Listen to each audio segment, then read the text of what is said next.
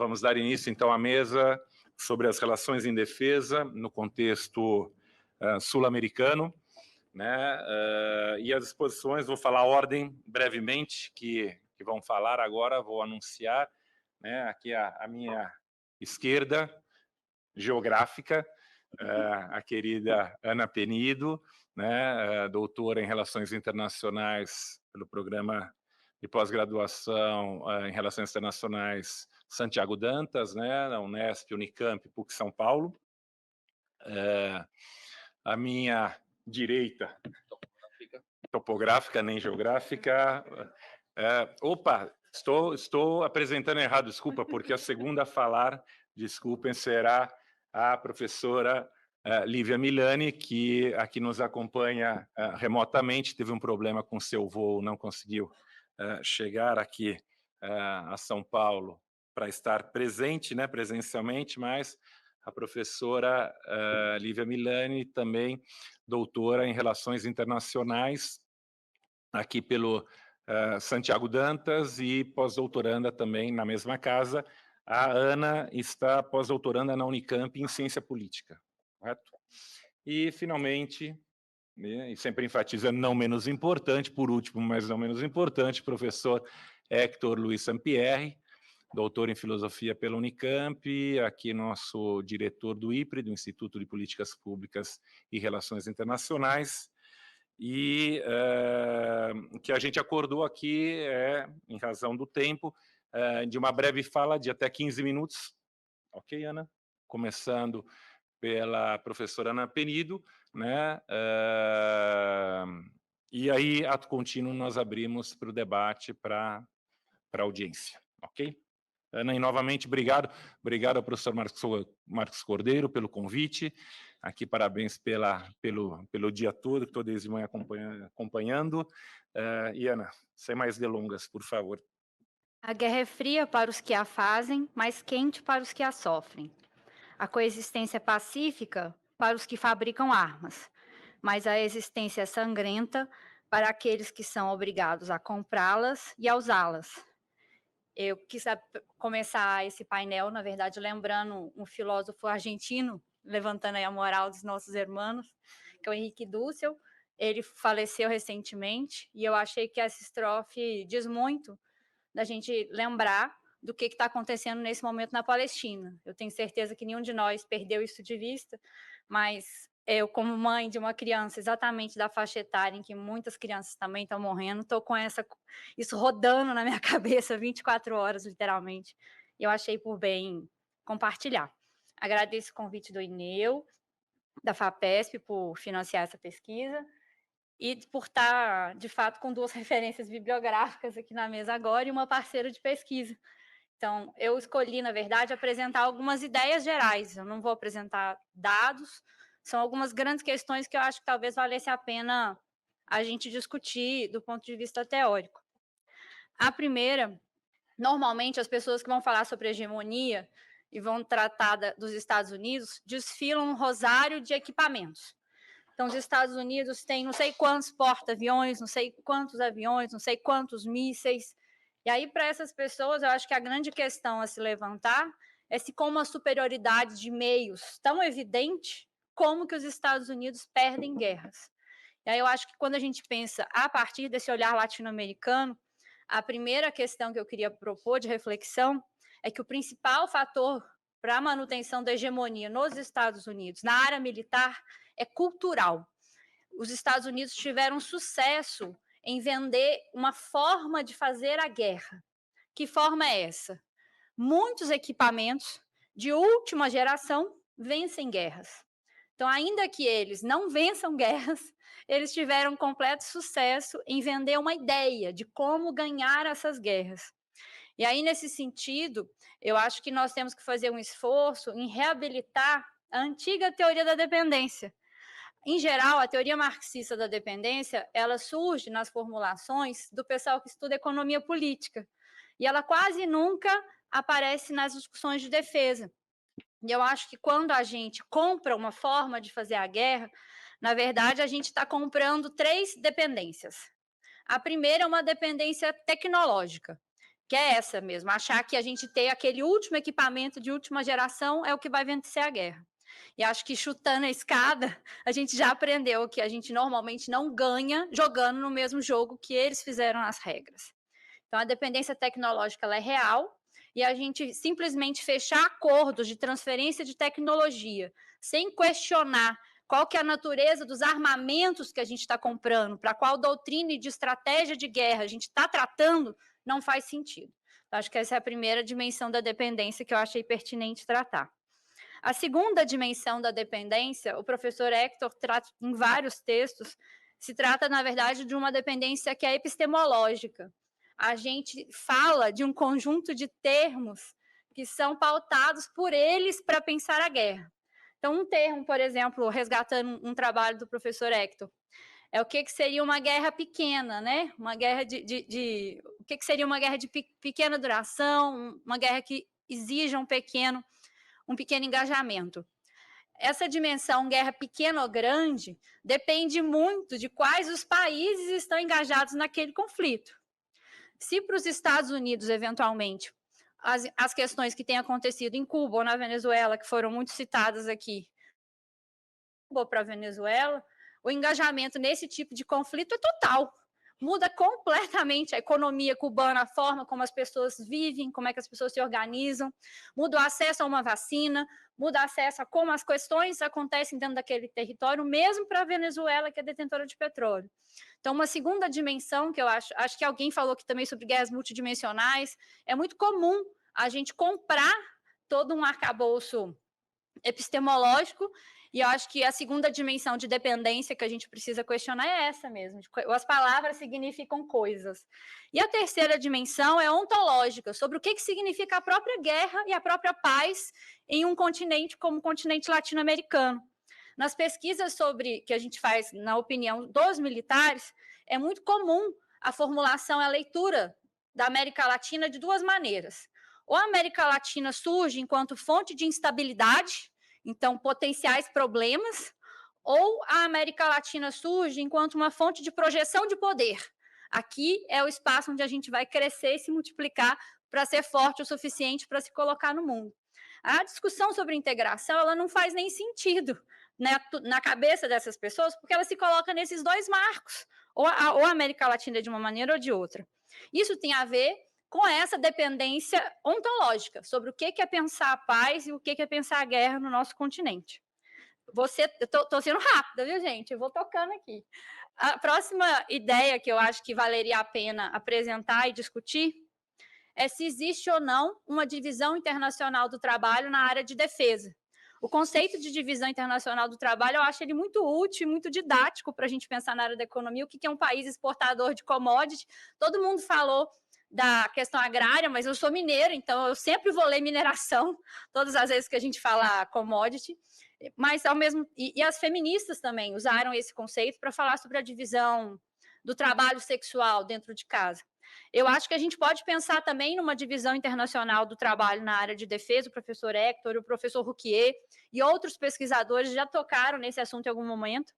Existem, sim, uma divisão entre países de centro, periferia e semi-periferia. Acho que essa não é uma novidade para ninguém. Mas quem eu acho que mais acrescenta nesse debate é a professora Anister Cessenha, que ela vai falar, olha, para além de ser centro, periferia ou semi-periferia, importa mais qual que é a posição política que você toma diante desse dado da sua realidade, que é ser centro, periferia ou semi-periferia. E aí, nesse sentido, a política de defesa só faz sentido num país que não se propuser a ser aliado ou alinhado. Porque para ser aliado ou alinhado, já tem alguém que vai fazer a política de defesa por nós.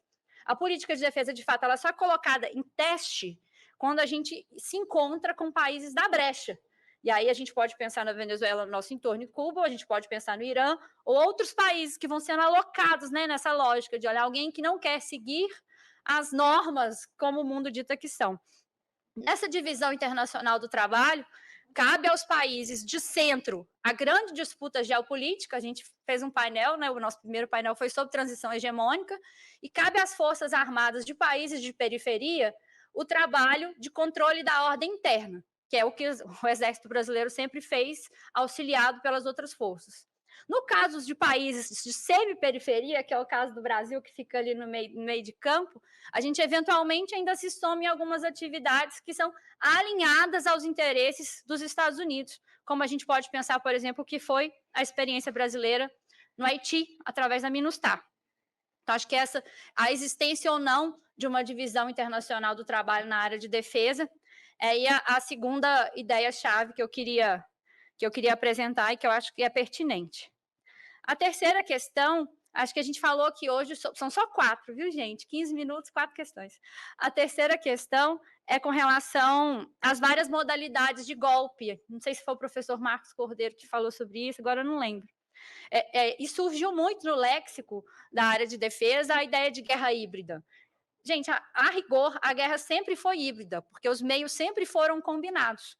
Então, a discussão cultural, a própria guerra aberta, né, a dimensão econômica, lawfare, todas essas dimensões já apareciam de maneira combinada em diferentes conflitos. O que eu acho que os conflitos contemporâneos têm trazido de novidade é a dimensão das guerras psicológicas, né, da possibilidade de, a partir das redes sociais, dos algoritmos e outras maneiras de manejar a informação, para além dos recursos naturais, acho que o Leandro tocou nesse tema na primeira mesa, a nossa informação, ou seja, a nossa vontade passa a fazer parte do coração das disputas. E aí, o velho disputar corações e mentes, que está lá nas formulações, na verdade, chega no seu celular, chega customizado para você e chega imediatamente. Então, essa é a novidade desse confronto, que eu acho que a partir da gente identificando a novidade, vai ficando mais fácil de você ir separando, né, o que tem de velho, o que tem de novo, e se organizar melhor para enfrentar essas questões. Com relação... E aí ainda tem uma dimensão que eu acho que talvez a gente esteja secundarizando nessas várias modalidades de intervenção, que é a tutela militar. Aí alguém falou sobre a agência dos dominados, a professora Maria, foi a Carol de manhã, e a professora Maria Regina também falou sobre isso. Aí eu acho que a gente tem que separar essa agência dos dominados quando a gente for olhar para a questão das Forças Armadas. Uma dimensão é a dimensão da população. Em geral, a população gosta das Forças Armadas nos países latino-americanos. Considera que eles são úteis e importantes para o nosso desenvolvimento. Não é à toa que a esquerda, em todos os governos, lançou mão das Forças Armadas para um conjunto de atividades subsidiárias. Então, eu até brinco, assim, que a esquerda, aquele militar que leva a água, que leva o órgão, que leva a cesta básica e que leva a urna, e também leva o candidato. Então, tem um combo que vem junto, e eu acho que diz respeito a essa agência dos dominados povo, que é extremamente preocupante. E aí, nesse caso, eu acho que um grande problema que nós temos são governos, a esquerda e a direita, que entendem que as Forças Armadas têm que servir, no linguajar deles, do alfinete ao foguete. Tem que servir para tudo. E quem serve para tudo também é responsável por propor um projeto de país. E a gente está vendo como está indo a nossa América Latina nesse sentido. E separando isso dessa agência dos dominados, elites. Por isso que eu falei, acho que eu vejo isso em 2 dimensões. E aí, eu queria até isso. Se as elites estão divididas do ponto de vista do coração e do bolso, eu fiquei provocada, tá vendo, né, professor? Elas também estão divididas do ponto de vista de quem porta o fuzil. Quando a gente vai ver as pesquisas, é basicamente unânime entre os militares brasileiros a necessidade de se aliar aos Estados Unidos e a Israel. Nas pesquisas, Israel também é muito presente por causa da tecnologia. As elites políticas brasileiras balançam, e as elites econômicas brasileiras já fecharam com a China, estão ganhando muito, está tudo certo nesse sentido. Será que nós não teremos problema a médio e longo prazo por ter elites nacionais? Todas elas são nenhuma delas. Eu não estou dizendo aqui sobre elites nacionalistas. Aí eu poderia usar os termos do Boito, né? Elites subalternas, dependentes, nesse sentido local. Mas das elites econômicas, políticas e militares estarem apontando para relações internacionais distintas. E aí, acho que, do ponto de vista da agência dos dominados, é o que eu queria abordar. A quarta e última questão diz respeito ao Brasil, e aí eu não conheço tanto dos outros países mais recentes, mas essa literatura sobre o destino das paralelas é uma coisa que sempre me provocou. Como é que a política de defesa andava de maneira independente da política externa, e aí estava tudo bem, as coisas continuavam acontecendo. Eu acho que talvez o governo Bolsonaro seja o momento em que essas paralelas mais se encontraram, porque a paralela de defesa, ela nunca mudou de lugar, ela sempre ficou aqui e estava tudo bem. Quando a gente vê nos analistas de relações internacionais, todo mundo assim, ah, não, mas teve uma guinada à direita. Eu disse, gente, mas tá tudo antes, tá tudo como antes no quartel de Abrantes e as coisas seguiram como foram. Então, eu acho que, na verdade, essa aqui é uma chave de atuação. A gente continuar forçando que essas paralelas se encontrem para que aconteça, de fato, alguma conexão na nossa política internacional. E para concluir, como eu concordo, vou seguir o exemplo do Leandro, né? A gente tem que sempre lançar alguma coisa no final do ponto de vista de como esperançar. Eu venho da teologia da libertação, a gente sempre pensa nisso, não. No final, alguma coisa a gente tem que apontar do ponto de vista de esperançar.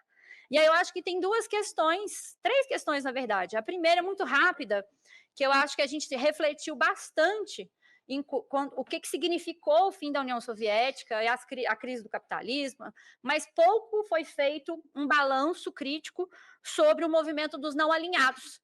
Por que deu certo, por que deu errado, de que maneira ele foi sabotado, de que maneira ele não foi sabotado.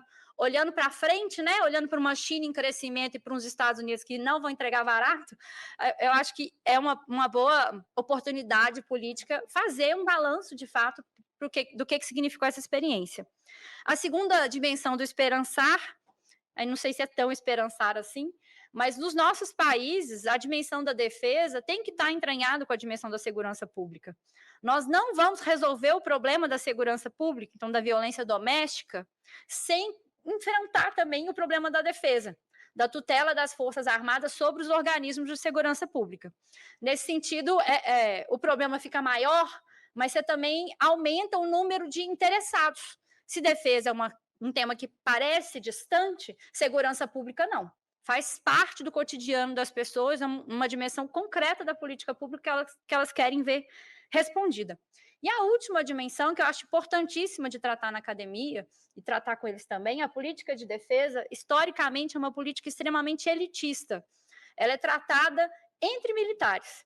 Ela poucas vezes foi para discussão pública com outros pares. Se a gente não chama nem a indústria para poder conversar sobre o que seria uma política de defesa, o que seria uma estratégia de defesa nacional, quiçá a população brasileira, que gosta das Forças Armadas, que não gosta das Forças Armadas, que entende que outras coisas devam ser objeto de defesa, ou que identifica outras dimensões enquanto ameaça no seu cotidiano. Então, acho que tem um conjunto de questões que só são possíveis de serem resolvidas se a gente ampliar o número de atores sentados nessa mesa, que é para a discussão da política de defesa. Se ficar numa discussão só entre os militares ou entre algumas figuras do executivo e militares, a gente vai seguir na mesma que a gente, de fato, já vivenciou nos últimos 200 anos de República Brasileira. É isso, 16 minutos cravados. Obrigado, professora Ana. A gente passa a palavra agora à professora Lívia Milani. Lívia, eu só ia pedir justamente em razão da virtualidade que, por gentileza, você controlasse os seus 15 minutos, se possível, ok? Então, novamente agradecendo a presença da professora Lívia Milani. A palavra está com você, Lívia. Oi, boa tarde. Em primeiro lugar, vocês estão me ouvindo bem? Tá dando para escutar? Bom, eu espero que sim. Queria agradecer, em primeiro lugar, a toda a organização do evento, ao professor Marcos Cordeiro pelo convite, a Neuza, o Matheus, ao Sandro pelo apoio. Infelizmente, eu não estou em São Paulo, gostaria muito de estar em São Paulo agora, né? Esse era o plano inicial. Meu voo foi cancelado, eu iria para São Paulo hoje logo de manhã, e aí eu não consegui remarcar o voo em um outro horário que desse tempo de chegar para essa mesa. Bom, mas de qualquer forma, é bom que eu consigo participar pelo menos à distância e dessa conversa que já está sendo muito enriquecedora. Tive a oportunidade de ver as outras mesas que também foram excelentes. E para mim é uma honra participar de uma mesa na presença da Ana Penido, que é companheira de pesquisa do professor Hector e do professor Alexandre Futilli, que também foram meus professores e são referências importantes para mim. Bom, tô controlando meu tempo, não vou passar dos 15 minutos. E o que eu pensei para essa mesa foi buscando, né, pensar sobre essa questão da defesa no contexto sul-americano, a partir do tema mote do seminário, que é a ideia da América Latina frente à disputa hegemônica global, tentar entender como que as relações entre os militares sul-americanos, os militares latino-americanos e os militares dos Estados Unidos se articulam com esse contexto de disputa hegemônica e como que o Brasil está atuando nesse cenário, né? Então, como que o Brasil se insere nesse contexto. E acho que o primeiro ponto para ser destacado é o fato de que, à primeira vista, né, aparentemente, as questões de defesa elas não seriam aquilo que chama mais atenção quando a gente fala sobre uma mudança da geopolítica global, quando a gente fala de uma mudança na América do Sul, no que se refere à presença de potências extra-regionais e principalmente a presença da China, né? Então, a China tem uma atuação na América Latina que é uma atuação fortemente econômica, como que já ficou muito claro na fala de vários hoje, especialmente talvez na fala do professor Pedro, do IPEA.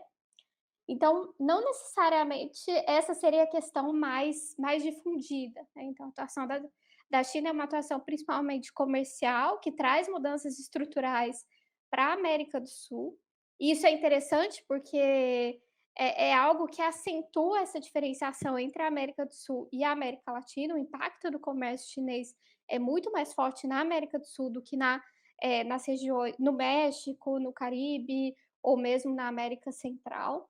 Então, existe essa diferença que é importante, mas apesar disso, né, apesar dessa presença chinesa ser principalmente uma presença econômica, então do ponto de vista da defesa, existe algum tipo de aproximação, principalmente com Venezuela, mas essa aproximação ela é bastante incipiente, principalmente quando a gente fala de países como o Brasil, por exemplo, então é uma aproximação discreta na defesa. Apesar disso, o tema da defesa tem se tornado cada vez mais importante. Ele se torna muito importante porque é uma das principais formas pelas quais os Estados Unidos têm reagido, pelas quais os Estados Unidos têm dado uma resposta a essa presença chinesa. Hoje também foi dito que a América do Sul não é uma prioridade para os Estados Unidos, que a América Latina não é uma prioridade, e pode ser que não seja necessariamente a grande prioridade dos Estados Unidos, mas eles têm, de fato, uma gama muito grande de agências e de estruturas para manter a hegemonia já existente na região. E uma dessas agências é o Comando Sul, o Comando Combatente, que tem a América, a região das Américas ao sul do México como a sua área de atuação.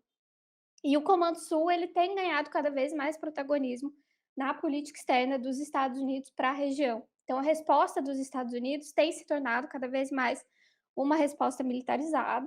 E esse é um tema que já vem de algum tempo, que já vem sendo debatido pela literatura sobre política externa dos Estados Unidos há bastante tempo. A ideia de que os militares têm ganhado protagonismo no processo de tomada de decisão sobre política externa, sobre política de defesa.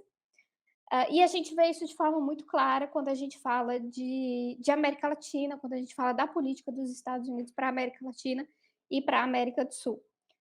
Também isso fica bastante patente quando a gente vê o protagonismo que a comandante, a Laura Richardson, ganhou nos últimos anos. Então, ela tem sido muito convidada para falar em think tanks nos Estados Unidos, ela tem viajado muito para a América Latina, tem se encontrado muito com presidentes, com ministros.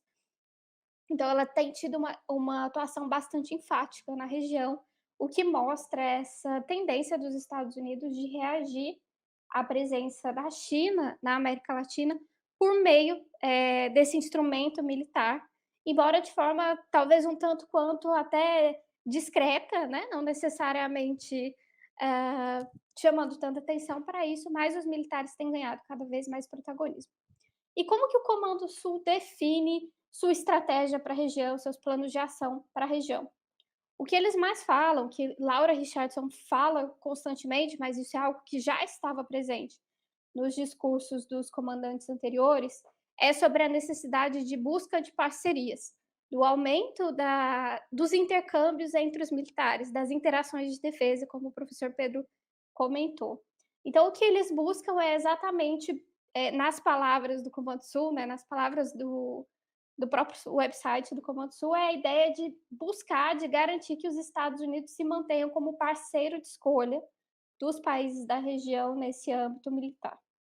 Então, para o Comando Sul faz muito sentido essa ideia de exportar valores, de exportar uma doutrina, que tem tudo a ver com o que a Ana falou quando ela comentou sobre a dependência epistemológica e a dependência ontológica. Então, os Estados Unidos entendem, né, os militares dos Estados Unidos entendem que essas interações entre os militares, elas são importantes para a manutenção dessa hegemonia e para a manutenção, dessa dependência latino-americana, sul-americana, desse ponto de vista estratégico militar. Além disso, algo que também é importante destacar com relação ao Comando Sul é o fato de que, já de algum tempo, eles vêm pontuando China e Rússia como ameaças importantes para a hegemonia dos Estados Unidos na América Latina, mas há uma subida de tom. Então, se isso é algo que aparece de alguma forma desde o governo Obama, já no governo Bush havia algumas menções nesse sentido e de forma bastante recorrente. Isso começa a aparecer já desde o governo Obama, o que é interessante, porque naquele momento se falava que a doutrina Monroe não era mais válida, mas os militares continuavam pontuando China, Rússia e até Irã como um problema na região, né? Então, a expansão ou a presença dessas potências como um problema. Há uma subida de tom nos últimos anos e esses países têm sido chamados pelos militares do Comando Sul de atores malignos. Há um uso cada vez mais explícito do termo ameaça para se referir a eles. Então, existe sim uma subida de tom, existe uma outra forma como esse discurso é apresentado.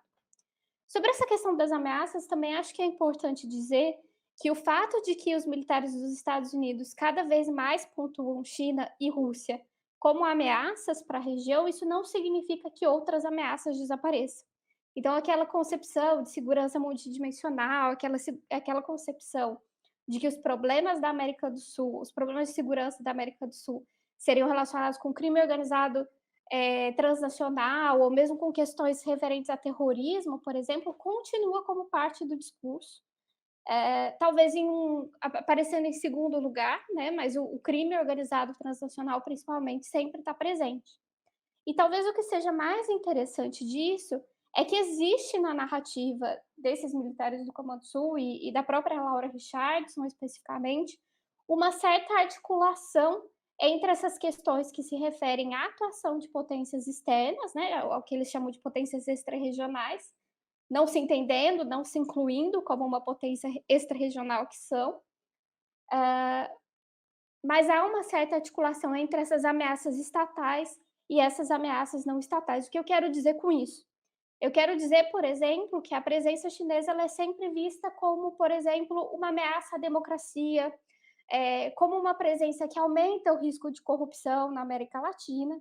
E a ideia seria, a mensagem que eles trazem, é a ideia de que as relações entre os países sul-americanos e os países não ocidentais seriam ruins, então, para a governança, e sendo ruins para a governança interna, isso levaria também a que esses outros problemas, como o crime organizado, o tráfico de drogas, o terrorismo, se agravasse na região. Então, existe essa tentativa de articulação, essa tentativa de construir uma narrativa de que há algum tipo de relação entre ameaças não estatais e ameaças estatais, embora seja uma narrativa ainda talvez que não seja tão bem articulada assim, é algo que aparece nesse discurso, principalmente a ideia de que esses países são uma ameaça para a democracia e, mais do que isso, são uma ameaça para a força das instituições nacionais na região, são uma ameaça para a governança dos países da região,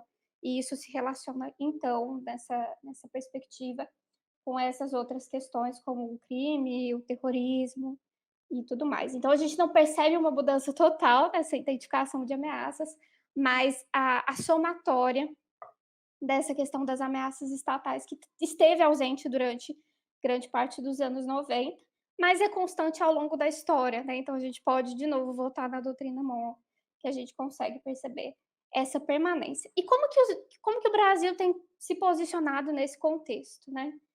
Então, na última mesa, a gente viu, até pelo conceito de não alinhamento ativo, a ideia de que o Brasil teria essa política externa, que seria uma política externa assertiva e, de certa forma, que buscaria uma equidistância entre potências ocidentais e potências não ocidentais.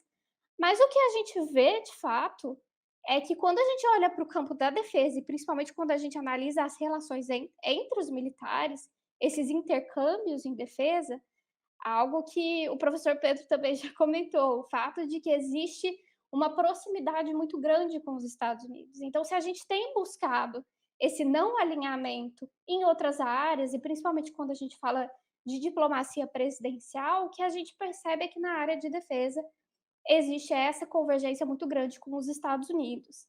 Se por um lado a gente vê que os Estados Unidos buscam exportar uma visão de mundo, buscam exportar uma visão sobre defesa, a gente também percebe que os militares brasileiros têm uma predileção para atuar em conjunto com os Estados Unidos. Então, eles não veem como desejável, não existe uma internalização da ideia de que seria importante aumentar o intercâmbio com países não ocidentais ou mesmo com os países da região. Então, são os Estados Unidos e a Europa que são vistos como aqueles lugares onde eles poderiam se capacitar, onde eles poderiam fazer cursos, enfim. Então, existe esse outro lado, né? Não são só os Estados Unidos que buscam difundir essas visões de mundo, são também os militares do Brasil e de outros países da América do Sul que procuram os Estados Unidos.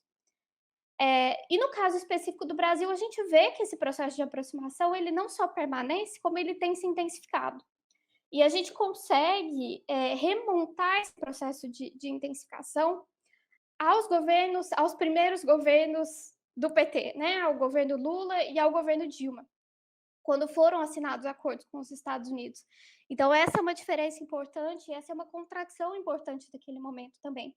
Porque, ao mesmo tempo que se investia no Conselho de Defesa Sul-Americano, ao mesmo tempo que esse tema era fortemente trabalhado na academia, era fortemente divulgado, houve um aumento da atuação brasileira na GID, um aumento do investimento brasileiro na GID, e também a assinatura de um acordo de cooperação com os Estados Unidos em 2010, que foi ratificado em 2015, e que já previa, por exemplo, o aumento dos exercícios conjuntos, o aumento desses intercâmbios em defesa, e regulamentava a possibilidade de que o Brasil importasse mais armas específicas dos Estados Unidos.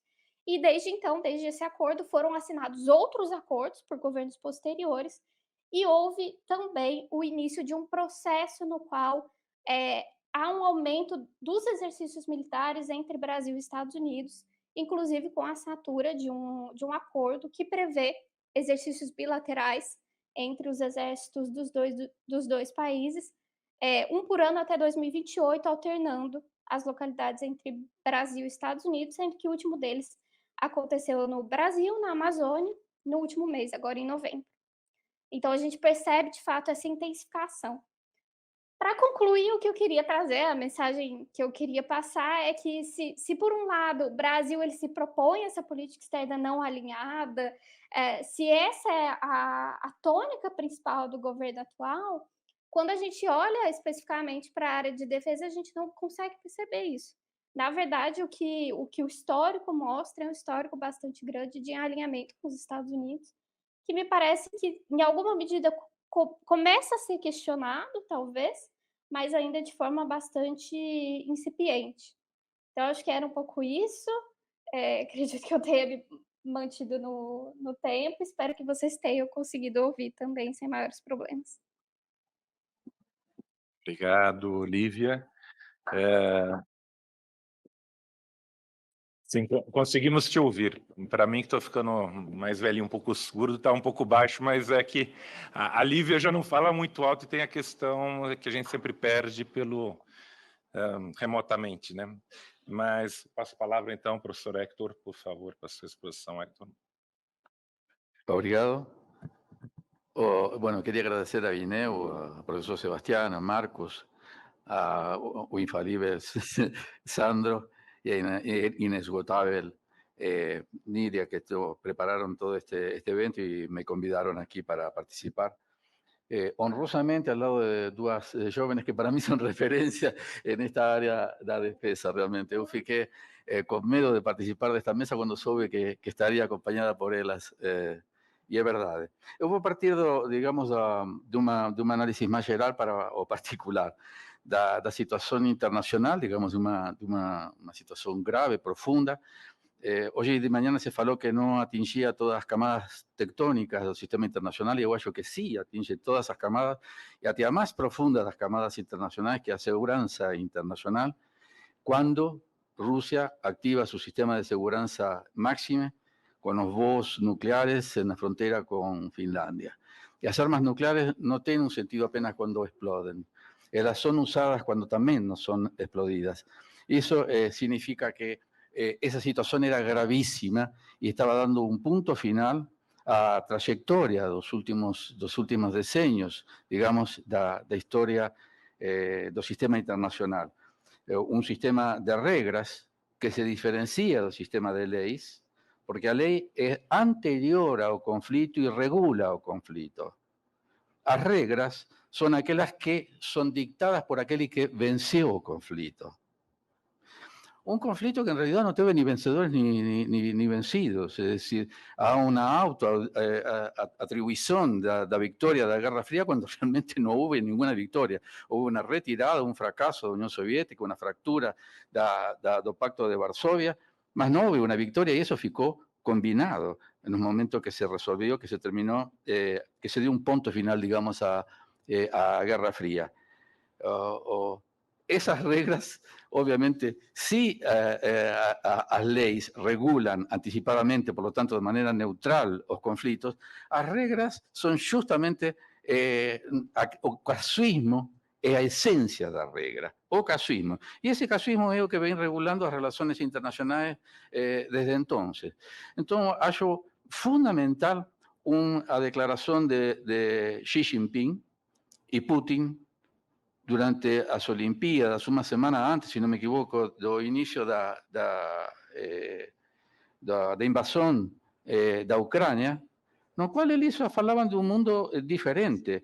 Estavam propondo um mundo regido por leis, un mundo cooperativo, un mundo de comercio donde todos ganen y no un mundo de suma cero, que para ganar el otro tiene que perder.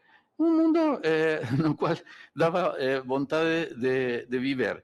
Y ese mundo se colocó un punto final a ese mundo regido por reglas en aquella invasión a Ucrania. Una guerra que se libró en varios campos, entre eles o campo mediático. Hoy aquel complexo que falaba Ray Mills de militar, político e industrial, hoy se soma también o mediático y o high-tech.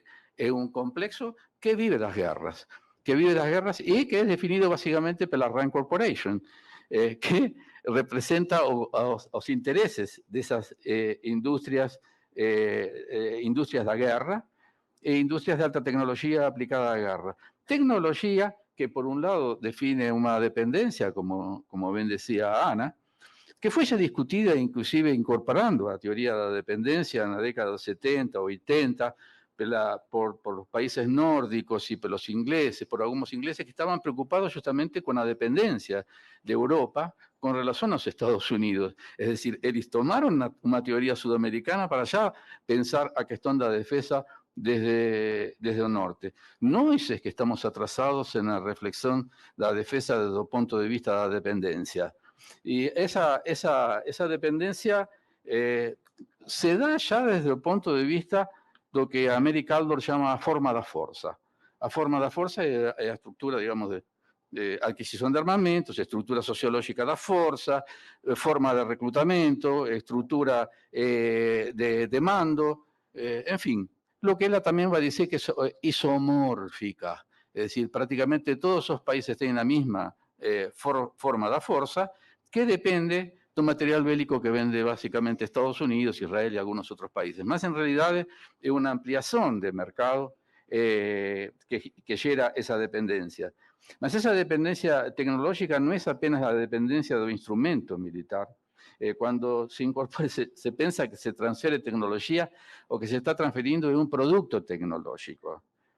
O mismo cuando nós estamos incorporando um computador no nosso escritório, imaginamos que estamos incorporando tecnologia. Não, estamos incorporando apenas um produto tecnológico e o domínio que nós temos sobre essa tecnologia é apenas o manual de uso desse produto tecnológico, que é o que aprendem os militares. E como aprendem os militares esse manual de uso? Indo ao lugar que vende esse produto, que justamente a Mericaldor dice que esse é o momento específico no qual a metrópole aproveita para fazer a cabeça de nossos militares. Militares que, en última instancia, tienen un papel secundario no conflito principal. O conflito principal, esa fractura do mundo al cual me referí, es decir, en esa guerra que los Estados Unidos libra aquí o acolá, ahí podemos tener alguna... o nuestros militares pueden tener algún servicio o enviar un barco para la guerra do Golfo, como fue Argentina, un papel absolutamente secundario en ese papel, mas un papel principal no escenario secundario, que justamente son nuestros países, y es una función de represión social. Para lo único que sirven las Fuerzas Armadas en cuanto a instrumento de defensa es para represión social. Tiene esa estructura, esa formación ideológica, esa formación doctrinaria, y comparado con el ejercicio de fuerza de cualquier otra potencia, sí, cuando se compara, o nivel de comparación normalmente un ejército da OTAN. Es decir, para llegar ao nível da OTAN, nossos países têm que aumentar muito o orçamento, e ainda assim, nós vemos o exemplo, porque em última instância a guerra da Ucrânia deve ser um exemplo para ser analisado, onde toda a OTAN está fornecendo instrumentos bélicos para a Ucrânia, e a Ucrânia não consegue decidir a guerra. Es una guerra que no está siendo decidida, y no está siendo decidida porque a Rusia no quiere decidir. A Rusia está en una situación muy confortable, en una defensa de profundidad, con varias líneas de defensa, dejando lo que se llama un frente de carnificida, es decir, los ucranianos están acabando con sus juventudes, están acabando con las mujeres que están mandando para el frente, están ya acabando también con los bélicos, están acabando con la propia Ucrania.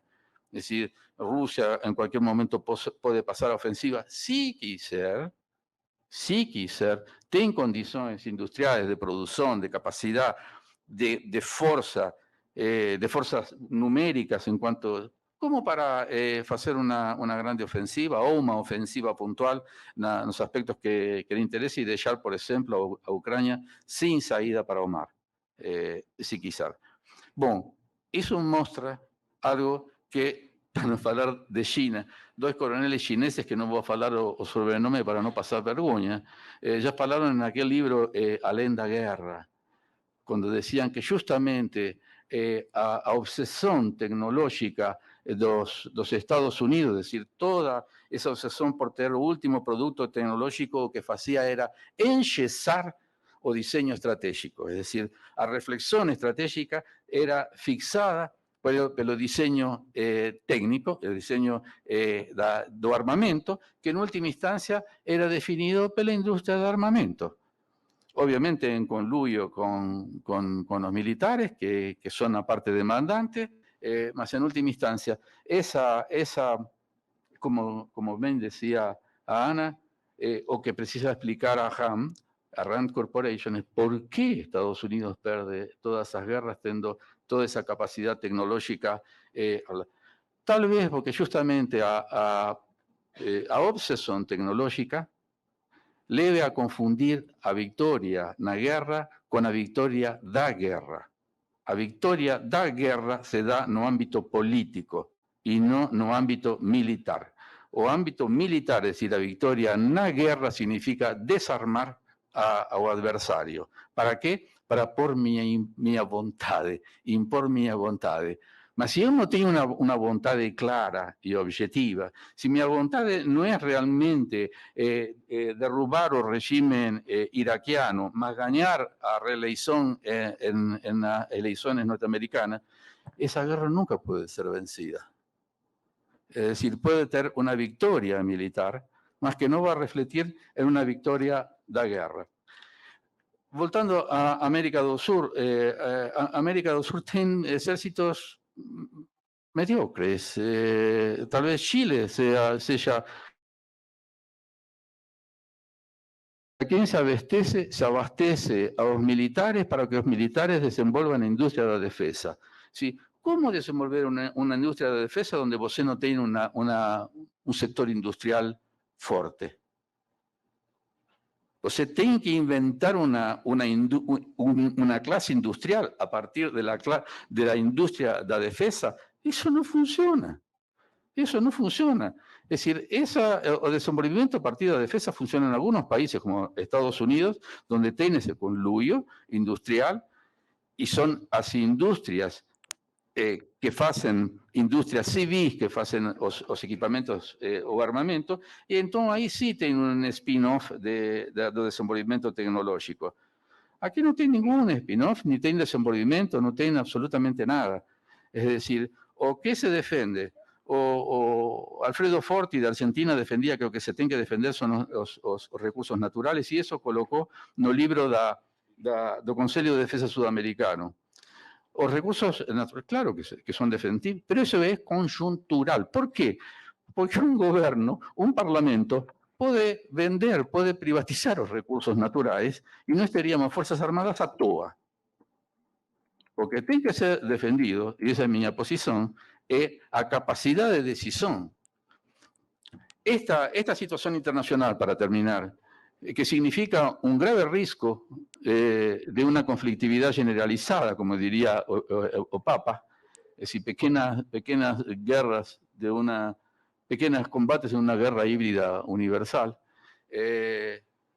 a su vez es una llanera de oportunidades para procurar un no alineamiento pragmático y para procurar una neutralidad activa. Mas para tener una neutralidad activa, a sociedade tem que pensar na defesa. E, em primeiro lugar, se fortalecer enquanto sociedade. Uma sociedade que diga que vale a pena perder a vida para defender essa sociedade.